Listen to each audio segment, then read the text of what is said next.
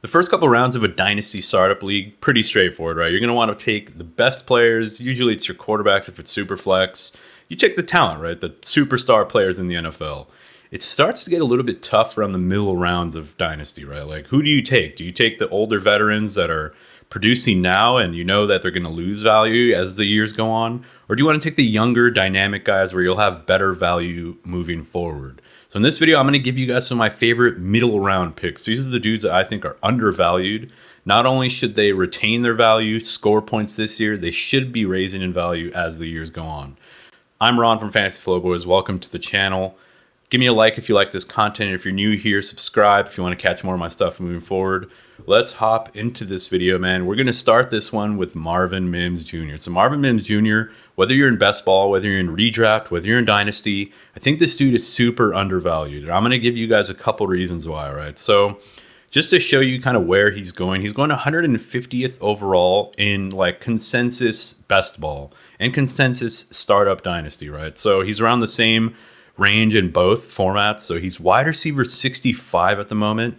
That puts him around guys like Cooper Kupp, Calvin Ridley, Rashid Shaheed, Jauan Jennings, Darnell Mooney, Jalen Noel. So there's some good young talent around him. There's also some older veterans who we don't know if they're going to be producing, like a Calvin Ridley, like a Cooper Kupp.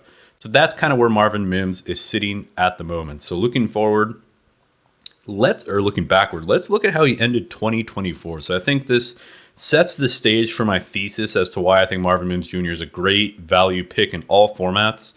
So from weeks 13 to weeks 18, you can even go back to week 11 if you want. So in week 11, 13 fantasy points. Doesn't really get on the field much, right? So one thing that I want to point out on this game log is look at his snap percent. So you can't really see the header row, but basically 18%, 29%, 35%. And then even in the weeks that he was popping off, right? So in week 13, when he gets 19 fantasy points, 35% of snaps. So that's kind of just been par for the course for Marvin Mims last year.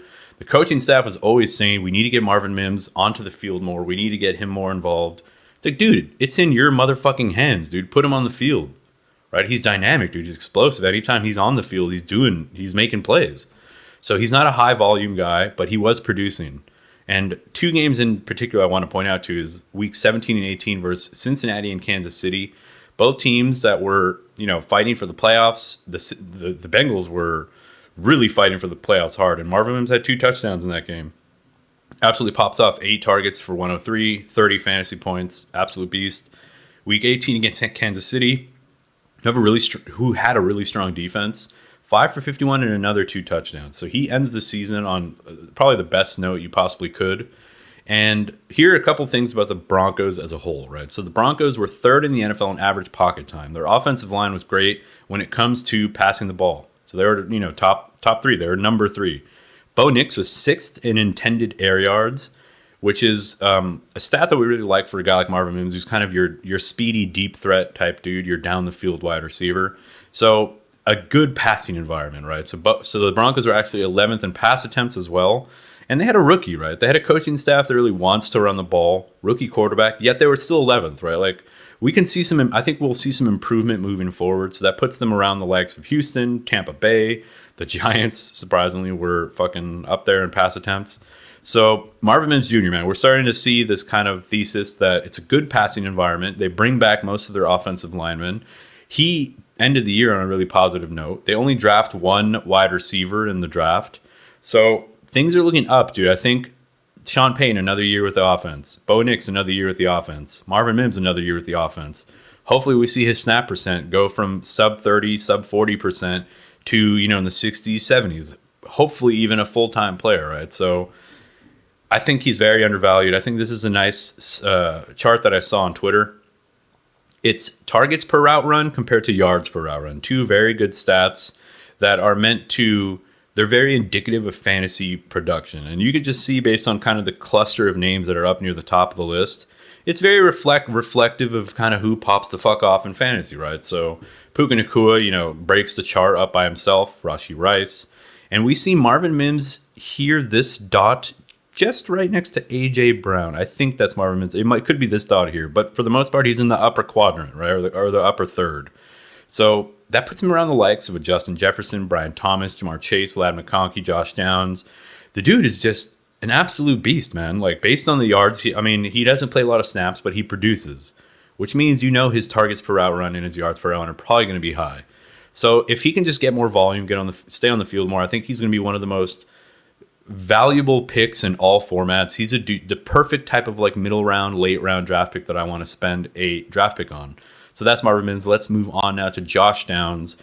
Josh Downs is another dude. I already mentioned him up here in this chart, but he's also another value. Now, the thing about Josh Downs is that he's priced kind of accordingly, but I still think there's some room for him to grow. So he is the 102nd overall, wide receiver 47. So I think the wide receiver 47 part is a little bit egregious to me. He's going around the likes of a Chris Godwin, Jaden Higgins, Jaden Reed, Luther Burden, Mike Evans. So again, some young, some old. I think he's the standout player on this list around all these names that I just listed. And let's talk about why. So in 2024, he only plays 14 games, right? So keep that in mind. He misses 3 games, but he still gets 102 targets, 72 receptions, 803 yards, only 5 touchdowns, unfortunately, but a nice yards per reception. So he's not just a short yardage slot player. He's actually a down the field slot player. 2.2 yards per route run. That's what we like to see. Looking back at this chart up here that we talked about for Marvin Mims, he's around the likes of a Drake London, a CeeDee Lamb, Malik Neighbors. Say no more, dude. Like, we don't really need to say much more other than what was up with the Colts last season. So he was clearly the best wide receiver for them. He didn't actually lead in targets. That was still Michael Pittman. And Michael Pittman actually had a pretty strong close to the season. But I want to give Anthony Richardson one more chance. I think he's going to be the starter yet again. And if he's not, I think Daniel Jones can still be serviceable. I mean, he was able to produce for Malik Neighbors, or help Malik Neighbors produce, right? So I think he can do the same for a guy like Josh Downs. And they were 27th in pass attempts in 2024, the Colts. So there's a lot of room for improvement there. They can move up that list as well. I think they're going to be somewhat the same, right? They're going to be kind of in like the bottom third in pass attempts, but let's just say Anthony Richardson's a little bit better of a passer. I think they use him a little bit more as a passer, right? And then Daniel Jones coming in, I think it'll be about the same type of production. So this is some stuff now. I did a little bit of Twitter detective work, just finding like interesting stats and stuff about all these players. Fusue on Twitter, if you're on fantasy Twitter, you probably know Fusue. Wide receivers posted 80 plus receiving grades versus man and versus zone. So that to me is indicative of talent that is regardless of scheme, right? So no matter what the defensive scheme is, can you produce and can you be effective? So it's a short list, right? It's guys like Puka, Nico, Amon-Ra, AJ Brown, T. Higgins, Malik Neighbors, Drake London, Chris Godwin, and Josh Downs. So Josh Downs is in good company with a stat like that. Now, what are these stats actually accomplish for us, right? Does it just agree with our bias or confirm our biases? I think not. I think you create like a filter and you want to see how many players land in that filter. And are these like really good superstar, like fantasy producing players? If yes, then perhaps that filter is effective, right? That's how you want to view that type of shit. So Josh Downs passes in terms of all the yards per out run, targets, receiving grades versus man and zone. He's their alpha wide receiver, in my opinion. Maybe not in terms of targets, but in terms of volume. Then we have this other chart here. It's separation scores by route break. So on the y-axis, average separation on vertically breaking routes, and then average separation on horizontally breaking routes. So everyone here in this top right quadrant, so good on horizontal, good on vertical. Josh Downs, dude, kind of the lone man up here in this, like, I guess depending on what you like, right? Do you want a guy who's better, maybe better on horizontal? I think him being up here, Nico Collins kind of breaks the chart as well. But Josh Downs is perfectly placed on this chart, right? He's not too down on the vertical. He's not too, and he's a little further than Nico on the horizontal stuff. I don't know. Maybe that makes sense to you guys, but I'll take a guy like Downs who's a little bit more balanced than a guy like Nico who's amazing on vertical, but not that great on horizontal routes, right? Because we do know that horizontal routes are where a lot of fantasy value can be had. You get these like intermediate crossing routes where they can create after the play. That's the type of player that I want, right? Think about your Jamar Chases, who would bust off a lot of big runs on those horizontal breaking routes. Matt Harmon has a really good video that he recently produced on it where they talked about Marvin Harrison Jr. and why he was so unproductive. And it was because he wasn't getting any horizontal breaking, like intermediate routes. And if a guy like Josh Downs is really good at those, I'm fucking excited about that, dude. And that's per Ian Hartitz, just to shout him out there. So that's Josh Downs. I think he's extremely undervalued. I'd be targeting him in all formats. He's one of my favorite players moving forward. Next player on my list is going to be Jauan Jennings. So Jauan Jennings, another guy kind of in that same type of range. You'll see a lot of the similar names in this range. He's going 147th overall and wide receiver 43. I think extremely disrespectful to him, in my opinion. So Cooper Kupp, Calvin Ridley, Rashid Shaheed around him, Marvin Mims, who we talked about already, Darnell Mooney, Jalen Noel, Stephon Diggs. So Jauan Jennings in good company, right? You have some older guys that I'm probably a little bit worried about. You have a young guy like Shaheed coming off an injury. Give me Jauan Jennings, man, every day of the week. In 2024, he had 10 starts. Only played 15 games, but that's pretty normal. 111 targets, not bad. 77 receptions. You like to see that gap diminish a little bit. 975 receiving yards, 6 touchdowns, 12.7 yards per reception. He is not a short yardage merchant. Things could change with Debo gone. He could, they could use him out of the slot. If Brandon Ayuk is playing out wide, that could increase his targets, increase his receptions, and potentially even increase his ability to create after the catch. But I doubt it. I think he's the traditional X receiver.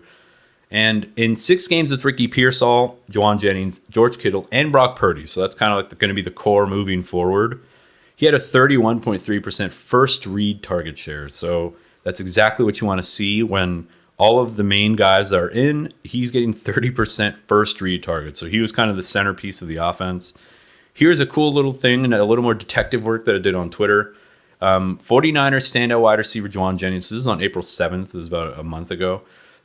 He's been working with renowned coach David Robinson. I don't know who that is, to be honest, but sounds cool. A renowned coach, David Robinson, has been working with Jauan Jennings. He looks more focused. His route running and footwork has improved tremendously in and out of his breaks. That's exciting. That's just a little bit of a hype piece. Here's another hype piece. This is from very recently. This is from this week. Niners offensive coordinator Clay Kubiak expects Jauan Jennings to resume his wide receiver 1 role. He sees himself as a dominant player. So even with Ayuk coming back, coming off of a ACL injury, I think, and even if he has a big contract, I think Jauan Jennings resumes as the wide receiver 1 for the Niners. And I think they want to get off of Ayuk. I mean, I was surprised to see that Ayuk's like 27 years old already, and he's on a bad contract. They had the drama with him last offseason. I think Jauan Jennings is going to be absolutely fantastic this year. A wide receiver 1 that you can get as wide receiver 47 overall for usually a good team, right? The Niners should be taking steps back. They've lost a lot of pieces, but I still think they're going to be a great team.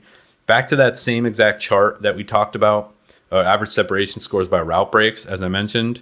Let's go ahead and find Jauan Jennings. Where's he at? He is right here. So right in the upper right quadrant, which is what we want to see. Putting him around guys like Tyreek Hill, Garrett Wilson, Jamison Williams, Terry McLaurin. So, above average in verticals, above average in horizontals. That's what we want to see. And he should be improving, right? He just became a full-time player last year, still pretty young.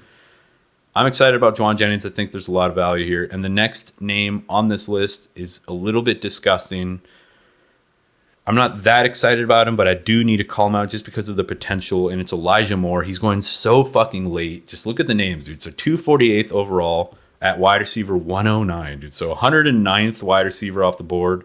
He's around guys like Malachi Corley. He's literally dead. Tez Johnson. I've never heard of that person. DeAndre Hopkins. He's 86 years old. Gabriel Davis, also like in his 90s in terms of age. No, I'm kidding. But Gabriel Davis just got signed by... Who the fuck signed him? The Rams? I don't even know. It doesn't even matter, right? So Gabriel Davis sucks. Parker Washington, kind of irrelevant, kind of like a super depth piece. Luke McCaffrey, slot player for the Commanders, not bad, but he hasn't produced in his entire career. So Elijah Moore, we know he's talented. He's playing for the Bills now.